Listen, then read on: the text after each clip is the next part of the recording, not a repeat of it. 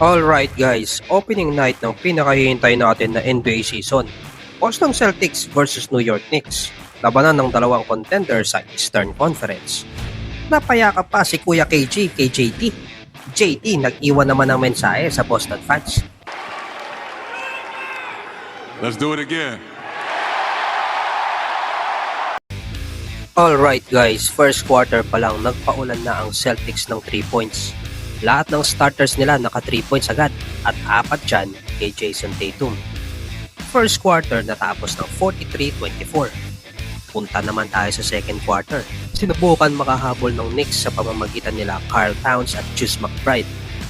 Pero ang ganda talaga ng ikot ng tao at bola. Ang daming wide open shots. Pati si Tatum mainit pa din. Natapos ang second quarter 74-55. Punta tayo ng critical third quarter. Baka sakali mag-iba ihip ng hangin. Pero early in the third quarter pa lang, kumonekta agad ng 2 3-point shots sina Derek White at Jaylen Brown. Nagmimintis pa sa free throws ang bagong salta na si Mikal Bridges. Hindi makakatulong yan. Tuloy-tuloy pa din ang mainit na 3-point shooting ng mga naka-green uniform at napaka-suffocating na depensa sa visiting squad na magana ang lamang sa 99-70. Aray. Ang nakikita ko na lang na lumalaban dito ay si Deuce McBride pero hindi sapat yan. Knicks did not get any rhythm since the first quarter.